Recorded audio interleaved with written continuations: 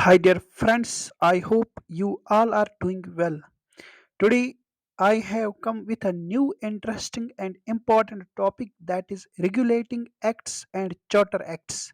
ये acts बहुत ही ज़्यादा important है if you are going to enter in any competitive examination. So मैं आपसे रिक्वेस्ट करता हूँ आप इन सेशंस को डेली अटेंड करोगे और जो क्वेश्चंस मैं आपके साथ यहाँ पर डिस्कस करूँगा आप उनका आंसर खुद से करने की कोशिश करोगे और जो कोई नया पॉइंट आपको इनकाउंटर होगा what you have to do you have to pen down that point and memorize that point again and again so that आप एग्जाम्स में बेटर परफॉर्म करो. Now let us move to our today's topic that is regulating acts and charter acts. ये मैं आपके लिए parts में upload करूंगा आए दिनों में. तो let us move to our today's first question. First governor general of Bengal was यहाँ पर हमसे पूछा गया है first governor general of Bengal.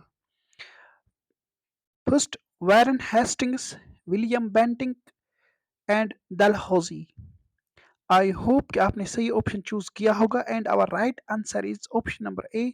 वारन Hastings was the first governor general of Bengal. ये आपने याद रखना है. अब हम कुछ इंपॉर्टेंट पॉइंट्स देखेंगे जो बहुत ही ज़्यादा इंपॉर्टेंट हैं आपके एग्जाम्स के लिए और बार बार ये पॉइंट्स पूछे जाते हैं.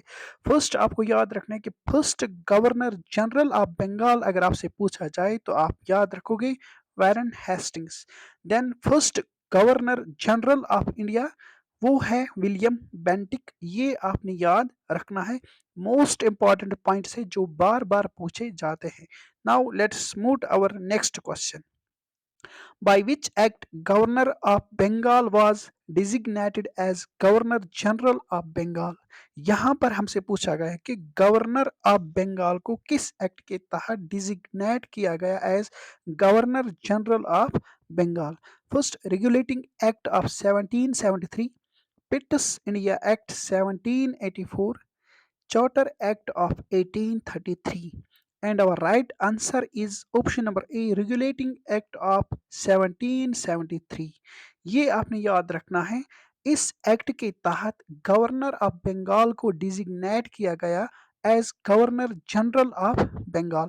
Now let's move important points regarding regulating act of 1773 जो बार बार एग्जाम्स में पूछे जाते हैं. फर्स्ट, ये एक्ट पास किया गया ब्रिटिश पार्लियामेंट के तहत to regulate the affairs of East India company in India.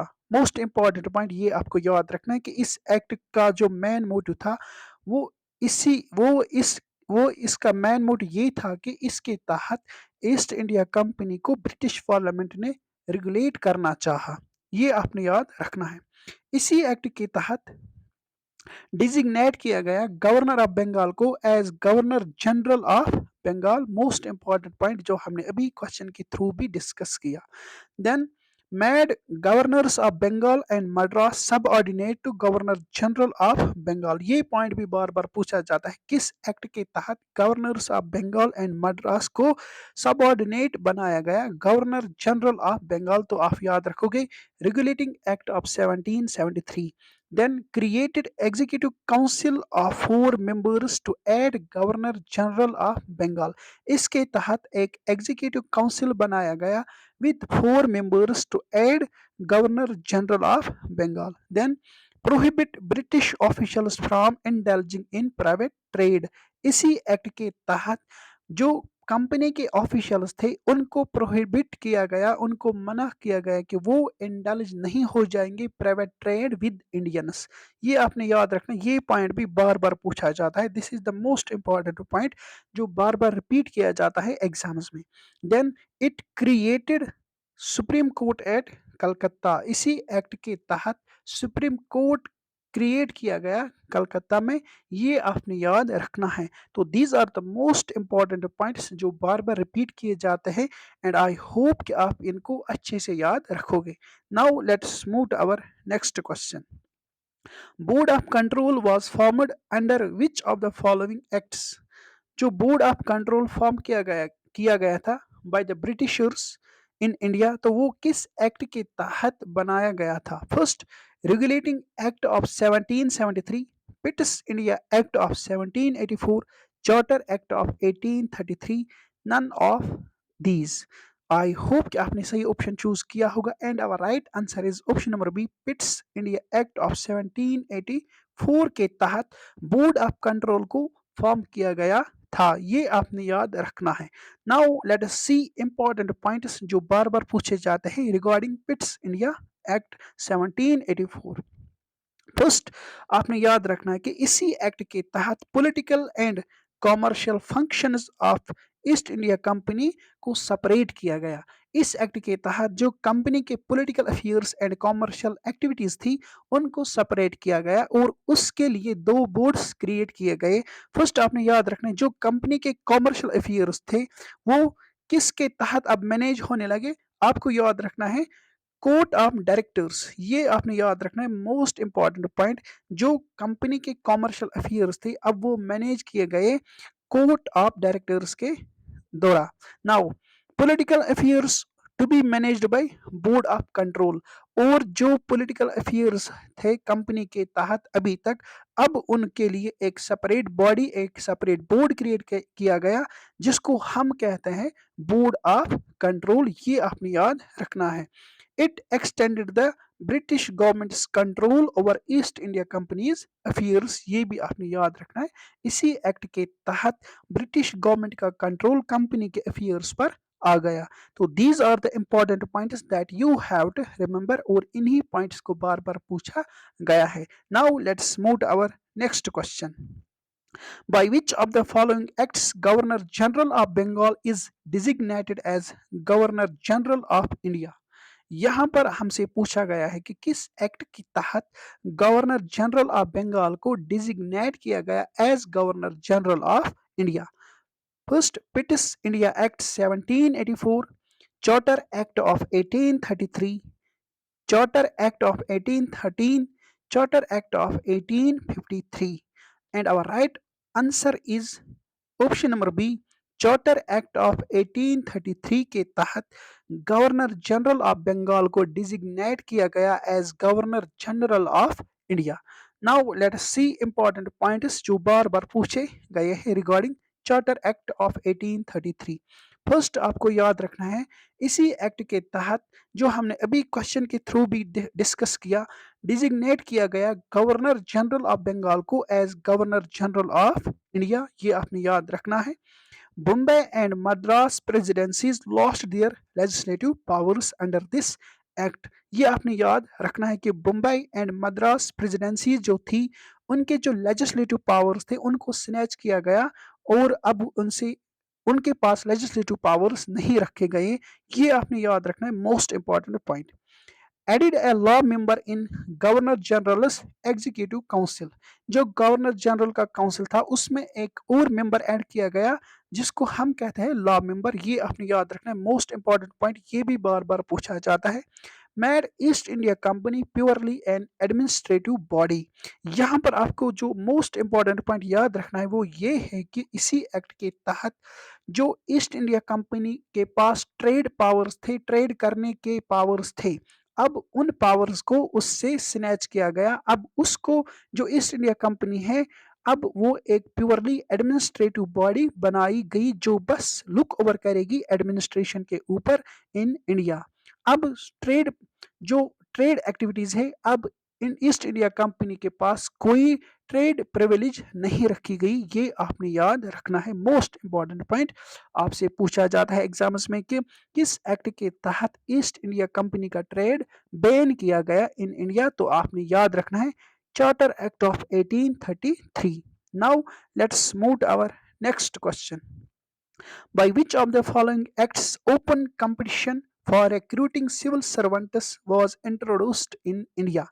यहाँ पर हमसे पूछा गया है कि किस एक्ट के तहत open competition open competition provision रखा गया for recruiting civil servants in India. First, regulating act of 1773, charter act of 1833, charter act of 1853, government of India act 1858। and our right answer is Charter Act of 1853. Option number C है हमारा correct option. Now let's move to important points regarding Charter Act of 1853. First, आपको ये याद रखना है appointed separate governor for Bengal. इस act के तहत बंगाल के लिए सेपरेट गवर्नर बनाया गया। पहला important point that you have to remember, company was given no specific tenure. आपने ये याद रखना है इसी एक्ट के तहत कंपनी को अब स्पेसिफिक टेन्योर नहीं रखा गया कि अब कंपनी कितने सालों तक इंडिया में रह सकती है या कितने सालों में इंडिया में अपना कार्य कर सकती है। इस एक्ट के तहत कोई स्पेसिफिक टाइम नहीं दिया गया। जो इससे पहले एक्ट्स आते थे, जो इससे पहले एक्ट्स इंप्लीमेंट किए जाते थे, उनके तहत कंपनी के लिए 20 ईयर्स का टाइम ऑलमोस्ट रखा जाता था to do its trade activities और other activities in India. But इसी एक्ट के तहत अब कंपनी को स्पेसिफिक टेन्योर नहीं दिया गया, जो आपने याद रखना है। It separated the legislative and executive functions of governor generals council. Most important point जो आपको याद रखना है कि इसी एक्ट के तहत जो लेजिस्लेटिव एंड एग्जीक्यूटिव पावर्स और फंक्शंस थे गवर्नर जनरल्स एग्जीक्यूटिव काउंसिल के पास, अब उनको सेपरेट किया गया, डिमार्केट किया गया। ये आपने याद रखना है।